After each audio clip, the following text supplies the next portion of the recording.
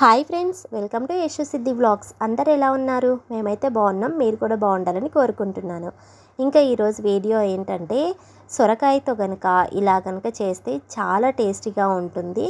ఒక్కసారి అయితే సొరకాయని ఈ విధంగా చేయండి. చపాతీలోకైనా, రోటీల్లోకైనా, రైస్లోకైనా చాలా బాగుంటుందండి.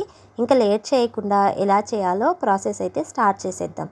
ముందుగా అయితే ఒక సొరకాయని అయితే తీసుకోవాలి. లేతగా ఉంటే ఈ కర్రీ అనేది చాలా బాగుంటుంది.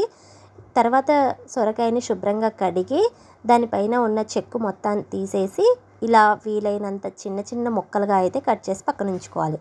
తర్వాత ఒక మిక్సీ గిన్నెలో పచ్చిమిర్చి, సాల్ట్ వేసి మెత్తటి పేస్ట్లా అయితే చేసి పక్కన ఉంచాలి. తర్వాత స్టవ్ ఆన్ చేసుకొని కడాయి పెట్టుకొని ఆయిల్ వేసుకోవాలి. ఆయిల్ వేడైన తర్వాత ఇందులో తాలింపు గింజలు, అదేవిధంగా ఒక ఎండుమిర్చిని కూడా కట్ చేసుకొని వేసుకోవాలి.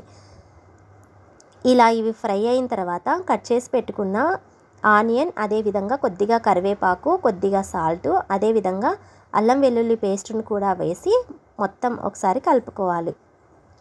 ఇలా ఆనియన్ అనేది పూర్తిగా ఫ్రై అయిన తర్వాత, అంటే మనం సాల్ట్ వేయటం వల్ల ఆనియన్ అనేది త్వరగా ఫ్రై అవుతుంది. ఇలా ఆనియన్ ఫ్రై అయిన తర్వాత మనం ముందుగా మిక్సీ పట్టి పెట్టుకున్న పచ్చిమిర్చి పేస్ట్ను కూడా వేసి కొద్దిగా పసుపు వేసి మొత్తం ఒకసారి కలుపుకొని పచ్చి వాసన పోయే వరకు అయితే ఈ పచ్చిమిర్చి పేస్ట్ను ఫ్రై చేసుకోవాలి.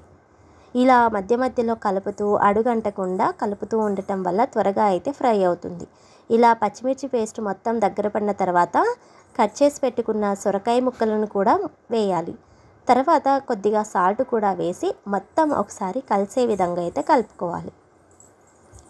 తర్వాత ఇందులో కొద్దిగా వాటర్ని యాడ్ చేసుకోవాలి.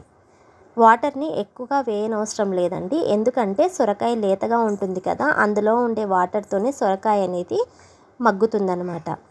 ఇలా మొత్తం కలిపేసుకొని మూత పెట్టి మధ్య మధ్యలో కలుపుతూ సొరకాయని అనేది ఉడికించాలి.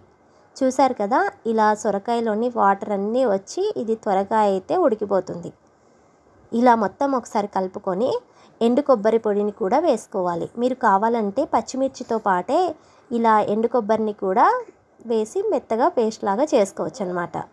ఇలా ఎండు కొబ్బరి పొడిని కూడా వేసిన తర్వాత మొత్తం ఒకసారి కలుపుకొని మూత పెట్టేసి 2 నిమిషాలు ఉడికించాలి. ఇంకా ఫైనల్గా ఇందులో కొద్దిగా కొత్తిమీరని కూడా వేసేసి మొత్తం ఒకసారి కలుపుకోవాలి.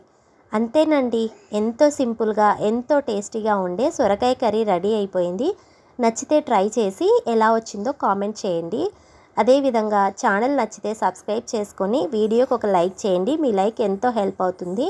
ఇలా గనక చేస్తే ఇంటిల్లిపాది హ్యాపీగా తినేస్తారండి. చపాతీలోకైనా, రోటీలోకైనా, రైస్లోకైనా చాలా టేస్టీగా ఉంటుంది. తప్పకుండా ట్రై చేసి ఇంకొకసారి ఛానల్ని సబ్స్క్రైబ్ చేసుకోండి. Okay friends, thank you. Bye bye.